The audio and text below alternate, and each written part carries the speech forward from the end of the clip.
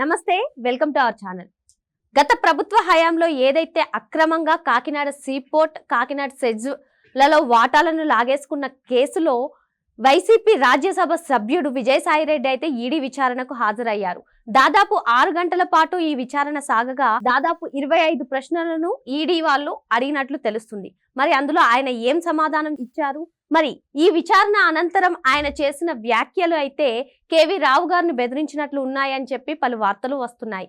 దీనిపై పూర్తిగా విశ్లేషించడానికి మనతో పాటుగా ఉన్నారు ప్రముఖ రాజకీయ విశ్లేషకులు అంకం రావు గారు. వారిని అడిగి పూర్తి వివరాలు తెలుసుకుందాం. సార్ నమస్తే. సార్, మనం చూసాం గత ప్రభుత్వ హయాం ఎలా నడిచిందో, ఎంత నియంత పాలన, ఎంత అవినీతిగా నడిచిందో మనం చూసాం. అందులో ఒకటి ఈ కాకినాడ సీపోర్ట్, కాకినాడ సెజ్ వ్యవహారం. సార్, మరి ఇదే వ్యవహారంలో ఈడీ విచారణకు హాజరైన విజయసాయిరెడ్డి విచారణలో దాదాపు 25 ప్రశ్నలు వాళ్ళు అడిగినట్లుగా తెలుస్తుంది. దానికి దాటవేత కూడా చేశారని మనకు తెలుస్తుంది. తర్వాత విచారణ అనంతరం ఆయన బయటకు వచ్చి మాట్లాడిన వ్యాఖ్యలైతే కేవీ రావు గారిని బెదిరిస్తున్నాయని చెప్పి పలు వార్తలు వస్తున్నాయి. దీనిపై మీ విశ్లేషణ ఏంటి సార్? ముందుగా అసలు అతను ఎందుకు పిలిచారు, ఎందుకు రావాల్సి వచ్చింది, రెండో ముద్దాయిగా ఎందుకు అతన్ని పేరు పెట్టారు, దీంట్లో ఎవరెవరు ఉన్నారు చూసుకుంటా ఉంటే విక్రాంత్ రెడ్డి, అతను ఎవరైతే వాళ్ళ అల్లుడికి అన్నయ్య అయినటువంటి ఎవరి పేరు మీద ఎత్తుందో అరవింద్ సంబంధించి శరత్ చంద్రారెడ్డి, మళ్ళీ అలాగే ముఖ్యమంత్రి గారి పేరు, ఇంకా కొంతమంది పేర్లు కూడా దాంట్లో ఉండటం కూడా జరిగింది. అక్కడ జరిగినటువంటిది కాకినాడ పోర్టుకు సంబంధించి కావచ్చు, సెజ్కు సంబంధించి కావచ్చు 3,609 కోట్ల రూపాయల విలువైనటువంటిది అవి. ఆ రెండింటికి సంబంధించి అంత విలువైన దాన్ని వాళ్ళు ఎంత తక్కువకి వాళ్ళు స్వాధీనం చేసుకున్నారని చెప్పి కనుక మనం చూసుకుంటా ఉంటే 506 కోట్ల రూపాయలు మాత్రమే చెల్లించారు. అంటే 3,103 కోట్ల రూపాయలు దాంట్లోనే వాళ్ళకి లాభం చేకూర్చింది. 506 కోట్ల రూపాయలు ఏ రూపాయన ఎక్కడి నుంచి సమీకరించి వాళ్ళకి ఇచ్చారని చెప్పని ఈరోజు ఈడీ వాళ్ళు ప్రశ్నించడానికి అతను పిలవడం కూడా జరిగింది. కేవీ రావు అనే వ్యక్తి 1999 నుంచి ఈ పోర్టు నిర్వహణలో భాగంగా అతను ఉంటున్న సందర్భంగా అతను ఆ రోజు ప్రతిపక్ష నేతగా ఉన్నటువంటి వైఎస్ రాజశేఖర రెడ్డి గారు కేవీ రావు అనే వ్యక్తికి చంద్రబాబు నాయుడు గారు బినామీ కేవీ రావు అని చెప్పని నానా హంగామా చేసి హడావుడి చేసిన వ్యక్తి. ఆ రోజు చంద్రబాబు నాయుడు గారు ఈ పోర్టు నిర్వహణ కోసం 2019 వరకు అంటే 20 సంవత్సరాలు అతనుకున్న 41% చిల్లర వాటాకు సంబంధించి నిర్వహణ కార్యక్రమాలు, అలాగే 2 సార్లు 5 సంవత్సరాల కాడికి దాన్ని పొడిగించే కార్యక్రమం, అంటే 30 సంవత్సరాలు అతను నిర్వాహకుడిగా ఉండేలాగా ఆ రోజు ఆయన అనుమతి ఇవ్వటం కూడా జరిగింది. మరి ఆయన బినామీ అని చెప్పినటువంటి రాజశేఖర రెడ్డి గారు అధికారంలోకి వచ్చిన తర్వాత 2019 సంవత్సరం నుంచి 2029 సంవత్సరం వరకు అక్కడి నుంచి 5 సంవత్సరాలు అనుకున్న కార్యక్రమాలని 10 సంవత్సరాలకు పెంచి అనుమతి ఇచ్చాడు. అంటే ఇప్పుడు దీన్ని బట్టి ఎవరికి బినామీ అని చెప్పని ఆలోచించుకోవాలి కదా. మరి చంద్రబాబు నాయుడు గారి బినామీకి మీరు ఇంకా 20 సంవత్సరాలు ఎందుకు అదనంగా పొడిగించారు? ఈ ప్రశ్నకు సమాధానం ఉందా వీళ్ళ దగ్గర? ఇక రెండోది, కేవీ రావు గారు ఏదైతే ఆయన వాంగ్మూలంలో ఇచ్చాడో పలానా వాళ్ళు నన్ను ఇలా బెదిరించేశారు, అలాగే విజయసాయిరెడ్డి అనే వ్యక్తి నాకు ఫోన్ చేసి మాట్లాడాడు, మరి విక్రాంత్ రెడ్డి ఇట్లా బెదిరించాడు, మరి నేను జగన్మోహన్ రెడ్డి గారి దగ్గరికి వెళ్తే విక్రాంత్ రెడ్డి చెప్పిన మాట ఏమన్నాడు అని చెప్పి ఆయన సవివరంగా అందరికీ వివరించి చెప్పాడు కదా. ఇక్కడ విజయసాయిరెడ్డి ఈరోజు 25 ప్రశ్నలు ఎదుర్కొన్నాడు, దాని సమాధానాలు రాలేదని చెప్పని మనకు తెలుస్తూ ఉంది.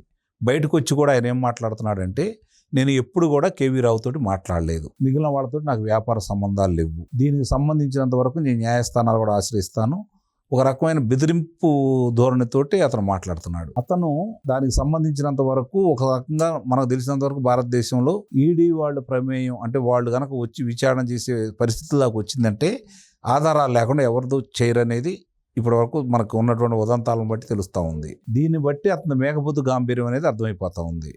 దాని గురించి అతను మాట్లాడిన తీరు ఒక రకంగా వాళ్ళకి బెదిరించినట్టుగానే ఉంది. దీని మీద కూడా తగు చర్యలు తీసుకోవాలని చెప్పి అయితే కోరుకుంటా ఉన్నారు. అది నిన్న ఆయన మాట్లాడిన తీరు చూసిన తర్వాత. అసలు విజయసాయిరెడ్డిని ఎందుకు దీనికి రెండో ముద్దాయిగా పెట్టారని కనుక మనం ఆలోచించుకుంటా ఉంటే, ఆ రోజు వరకు ఈ చక్రాలు తిప్పే కార్యక్రమం, అంటే జగన్మోహన్ రెడ్డికి మేలు చేసే కార్యక్రమాల్లో ఇలాంటి కార్యక్రమాల్లో నిష్ఠానితుడు అతడే కాబట్టి, అంతకుముందు ఇప్పుడు ఈడీ కేసులు 11, సిబిఐ కేసులు 9 దాకా ఉన్నాయి. ఎదుర్కొన్న దాంట్లో రెండో ముద్దాయి అతను. ఈరోజు ప్రత్యేకంగా నీ గురించి చెప్పుకునేది ఏముంది? అందుట్లో ఏమైనా వెలుసుబాటు వచ్చిందా? ఇన్ని సంవత్సరాల నుంచి జరుగుతూనే ఉంది అది. ఇంకా నువ్వు న్యాయస్థానాల చుట్టూ తిరుగుతూనే ఉన్నావు. ఈరోజు ఇది ఇంకోటి వచ్చి కలిసింది నీకు, కాబట్టి నీకు పెద్ద లెక్క ఉండదు. ఎందుకంటే ఎన్నిసార్లు వెళ్ళినా ఒకటే కదా, నువ్వు అలవాటు పడి ఉండవు కాబట్టి.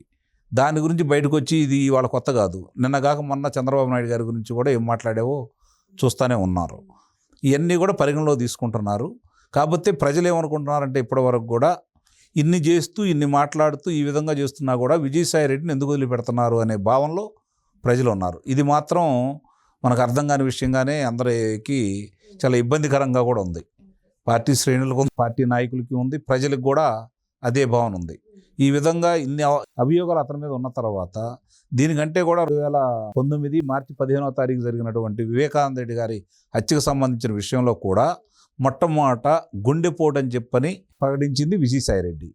మరి ఇన్ని చేసిన అతను ఇంట్లో ఉన్నా కూడా ఇంతవరకు అతనికి ఎందుకు పిలిపించలేదు? సిబిఐ కావచ్చు, వీళ్ళు కావచ్చు, ఎందుకు విచారణకి అతను పిలవలేదు, అతను ఎందుకు విచారించలేదనే అభిప్రాయం ఇప్పటికీ చాలామంది కళ్ళ ముందు కనపడతానే ఉన్నది. కాబట్టి బాధపడతా ఉన్నారు ఆ విషయంలో.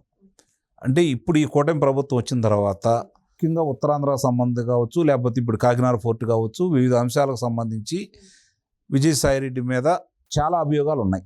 చాలా అంటే చాలా అభియోగాలు ఉన్నాయి. దానికి సంబంధించిన కొన్ని ఆధారాలు కూడా స్పష్టంగా కనపడతానే ఉన్నాయి. ఇప్పటికైనా కూటమి ప్రభుత్వం కాదు, ఇది ఈడీ పరిధిలో ఉంది కాబట్టి మిగిలిన విషయాల్లో త్వరితగతిన వాళ్ళ అమ్మాయి ఆక్రమించుకుందని చెప్పి విశాఖ తీరంలో కొల్చివేయడం కూడా జరిగింది. అతని మీద అభియోగంతో ఆ రోజు శాంతి అనే మహిళ ద్వారా కొన్ని భూములు అతను స్వాధీనం చేసుకున్నాడని, ఆమె సహకరించిందని, అలాగే నిన్నగాక మొన్న జీవీ రెడ్డి గారు వాట్సాప్ ద్వారా 2 మహిళల్ని, ఎవరైతే శాంతి చెల్లెలు ఉన్నారో ఇందిరా ప్రియదర్శిని, ఇంకొక మోనిక ఎవరు ఉన్నారు, వాళ్ళకు సంబంధించి చంద్రబాబు నాయుడు గారిని ఫైబర్ నెట్ కేసులో ఇరికించిన దాంట్లో ఈమె సూత్రధారి అనే విషయాలు కూడా బయటకు వస్తున్న సందర్భంగా ఇప్పటికైనా అతని మీద తగు చర్యలు తీసుకొని, ఇప్పుడు అతను మాట్లాడి ఇంత పెచ్చురిల్లి మాట్లాడే అవకాశాన్ని ఎందుకు ఇస్తున్నారని అందరూ బాధపడుతున్నారు. కాబట్టి దీన్ని తీవ్రంగా పరిగణించాల్సిన ఆవశ్యకత ఉందైతే నేనైతే కోరుకుంటా ఉన్నాను. సార్, విచారణ అనంతరం ఆయన బహిరంగంగా అంటే కేసు దర్యాప్తులో ఉండగా ఆయన బహిరంగంగా మాట్లాడుతున్నారు కదా, దీనిపైన ఈడీ కానివ్వండి, అటు సిఐడి పోలీసులు కానివ్వండి, చర్యలు తీసుకునే ఆస్కారం ఉందంటారా? అతను ఒక ధైర్యంతో ఉన్నాడు. నన్ను ఇప్పటివరకు ఏమీ చేయలేదు. 2013లో అతను బయటకు రావడం కూడా జరిగింది. ఆ రోజు నుంచి ఈ రోజు వరకు కూడా నా మీద ఎలాంటి చర్యలు లేవు. కాబట్టి ఇలానే కొనసాగుతుందేమో. ఇప్పటి వరకు ఎవరి దగ్గరికి వెళితే ప్రశ్న చేసుకుంటున్నాడో వాళ్లే తన కాపాడతారన్న ధైర్యంగా మాట్లాడుతున్నాడులాగా కనిపిస్తూ ఉంది. మరి ఆ ధైర్యాన్ని అలాగే కొనసాగిస్తారా, లేదంటే అతను మాట్లాడేది తప్పు, ఇప్పటి వరకు జరిగింది వేరు, ఇక జరగబోయేది వేరు అని చెప్పని మరి దానికి సంబంధించిన ఈడీ కావచ్చు, సిబిఐ వాళ్ళు కావచ్చు ఎలాంటి చర్యలు తీసుకుంటాయి, న్యాయస్థానం కూడా దీన్ని తీవ్రంగా పరిగణించాల్సిన పరిస్థితులు అయితే ఈరోజు ఉన్నాయి. ఇలాంటి వాళ్ళ వల్లే చాలామంది కూడా ధైర్యంగా చాలా నేరాలు చేస్తున్నారు. దీన్ని అదుపాయంలో పెట్టాలన్నా కూడా, ఈ నేరాలు అరికట్టే విధంగా ముందుకెళ్లాలన్నా కూడా వీళ్ళకి సంబంధించి ఇలాంటి ఆధారాలు దొరికిన వాళ్ళని కఠినంగా శిక్షించినప్పుడే మిగిలిన వాళ్ళకు భయం అయితే ఏర్పడుతుంది. మరి ఈ కేసులో ఎటువంటి పరిణామం చోటు చేసుకుంటుందో వేచి చూడాలి. Thank you sir.